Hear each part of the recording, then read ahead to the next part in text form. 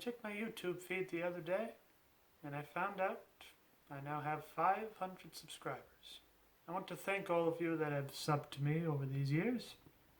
500 is a rather monumental achievement for a rather small little YouTuber like I am.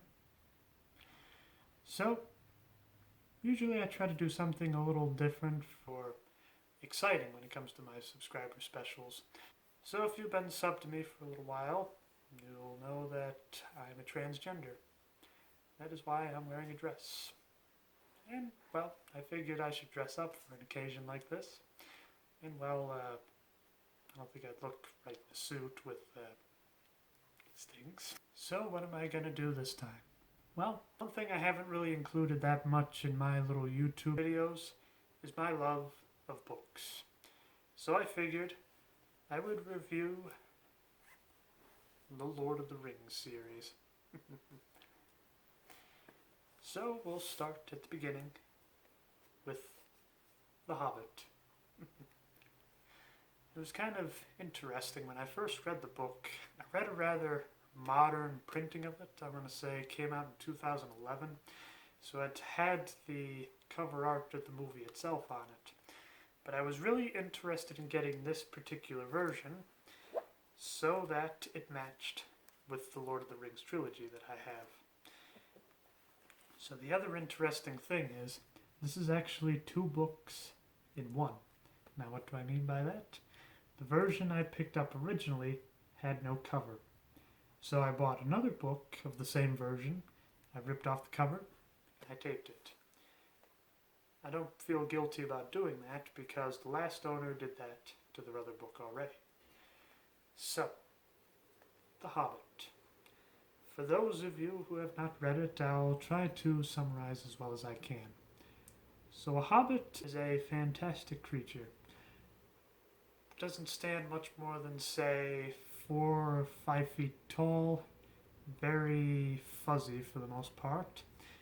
They often feel the most comfortable in a hole in the ground, which is kind of depicted in this little scene here. One of the major concentrations of the hobbits is the Shire, I believe. In fact, that's the fun thing about this particular edition. There may be other editions that have this, but there are maps to kind of show you things. Okay, this just looks like the map of the journey itself. So the basic thing... Oh, there's another map here. Maybe this is the map of the journey.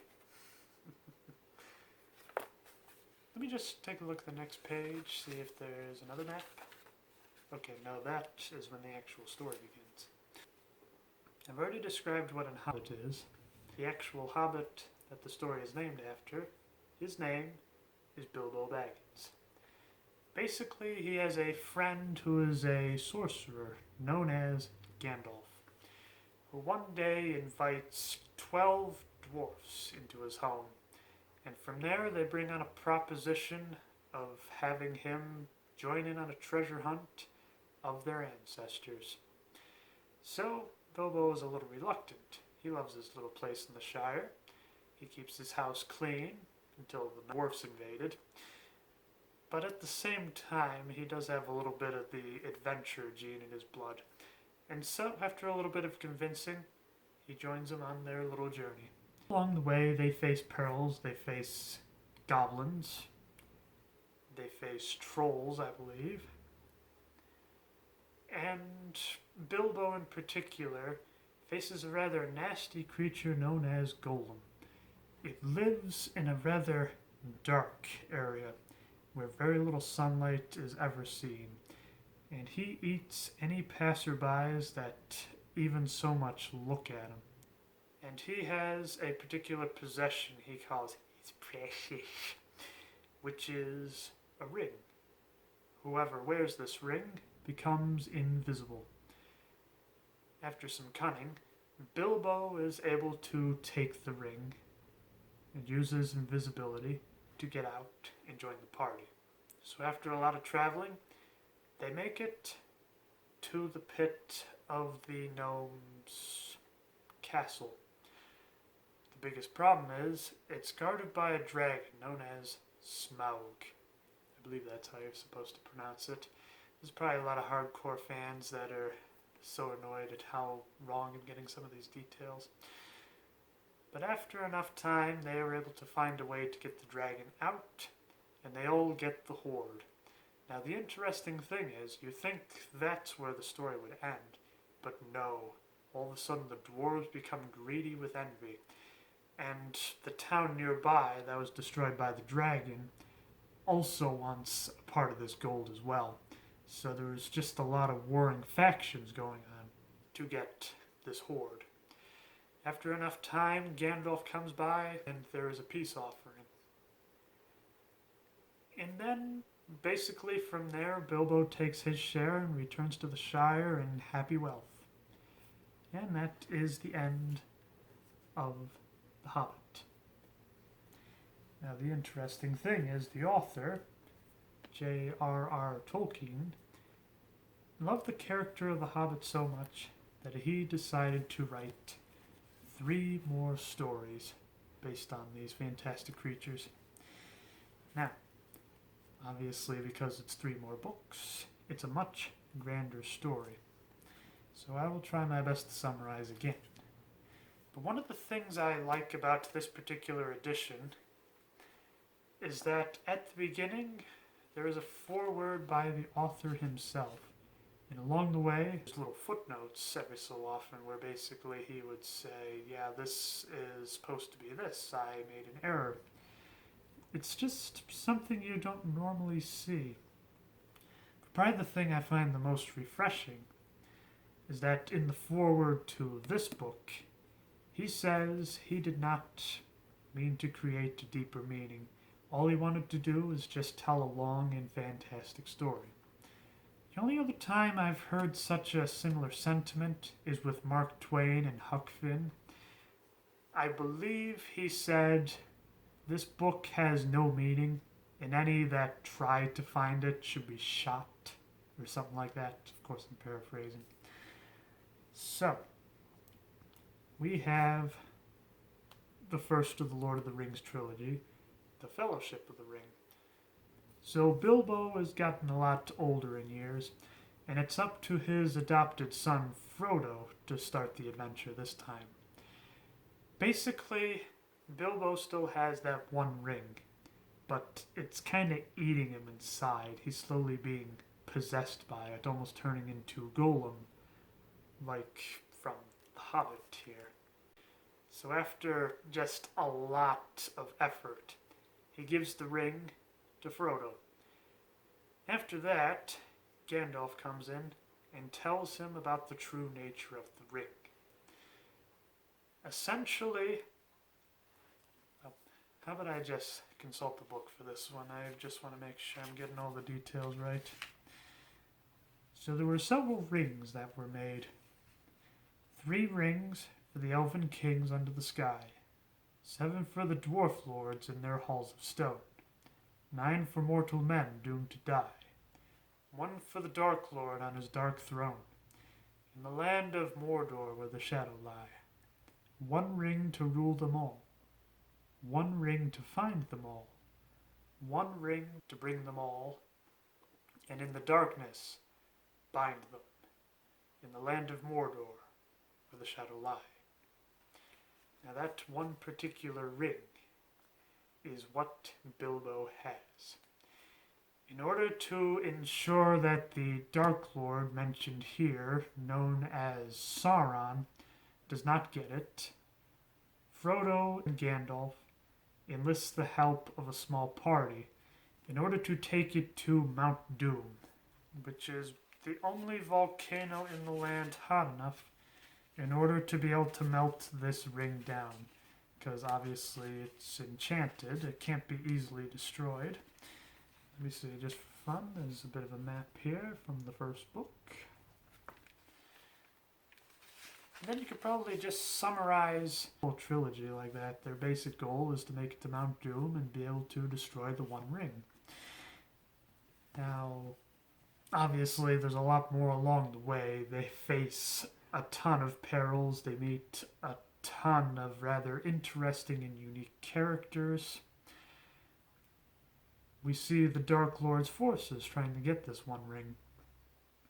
It is a rather rich and intense story, and this is probably one of the few book series I picked up and I just could not put it down. I just wanted to keep reading. It was very interesting.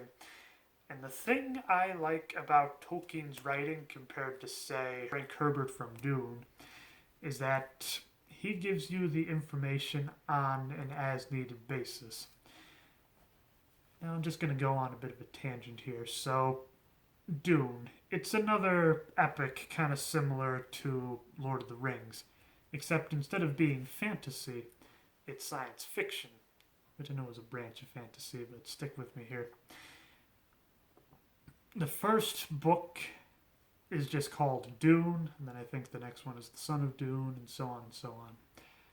I know it's considered one of the greatest science fiction books of all time, but I could not stand it. Here's the best way to describe the two authors' differences in terms of describing the situation. So, in the first book here, we are introduced to the character of Legolas. Or Legolas? Probably Legolas, I think that sounds right. He was played by Orlando Bloom in the movie. How they introduce the character? They say that he is a sharpshooter, an elf, and his particular type of elf loves being in the trees. That's it. Now, if it was Dune, we'd be getting his entire backstory. Who his parents were, why he wants to join them on the mission, why his eyes and hair color are a particular way. And then the story can go on. Plus, on top of that, probably one of the biggest problems I have with Dune is... Well, there's two really big problems I have with Dune. The first one is there is talk of a conspiracy to overthrow the government in that book. The guy basically outlines every single detail of how he's going to do it. And then a few chapters pass.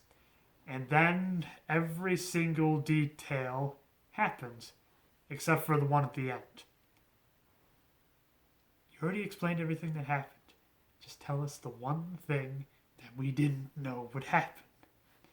And then, at the very end of the story, there is a fortune that the main character would lose in the duel to the main guy that took over the government. This turned out to be false. And on top of that, second to last chapter ends with both of them looking really intensely in the face, with swords drawn, and they are going to go at it. Next chapter, he won. You go through the entirety of the plan to overthrow the government, but yet you can't tell me what's actually interesting. Now to get back to the point. Tolkien keeps it interesting. He only tells you what you need to know on an as-needed basis. For example, they pass by this old tower, which has been burned down. He gives a very brief story as to why that tower got burned down. Not who built it, in what year, why it was there, the archer that used to take care of it, and the particular match that struck the tower down. I'm sorry, but I just hate Dune. And for those of you that do like it, I'm not hating you personally. I just don't like Dune. And it's probably going to take a while for you to convince me if you want to try to. So, that is a very brief summary of both Dune and the Lord of the Rings trilogy. I kind of want to keep it brief because, in all honesty, I don't want to spoil too much. But I will tell you this. These books are great. Now, in case you're wondering why I wanted all these to be the same particular vintage, if you put them all together, they create a panoramic picture. Now notice, when you put all three books together, it creates one giant panoramic view. You'll notice that the mountains on this picture line up with this one. There are even little birds forming that fly there.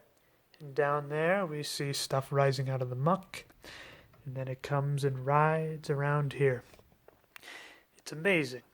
The only other printing I've seen of this is the very first edition of the Golden Compass, which unfortunately I only have the first two of, so I cannot show you the whole picture. The only thing that is a little disappointing is that when you have this particular edition of The Hobbit, it does not keep the picture together. But at the same time, it doesn't have to, because this is more of the prequel to these other three books. Now, one last final thing to mention. You'll notice that each of them say the authorized edition of the famous fantasy trilogy. Now, there is actually a few unauthorized editions. Now, there are actually a few unauthorized editions. One in particular was the trilogy. One in particular, I remember, did a very similar thing to this, except instead of having a panoramic picture, you would have text written in runes that would go across all three of the books. I really would love to get my hand on this particular edition. It's from the 50s, and from what I hear, there are several errors in terms of the story, which it would be kind of interesting to see what they messed up when they tried to bring it over here to America. And plus, I just love the cover art of this unauthorized edition. I believe it came out in 1952. Basically, like right after Tolkien finally finished writing all three of these.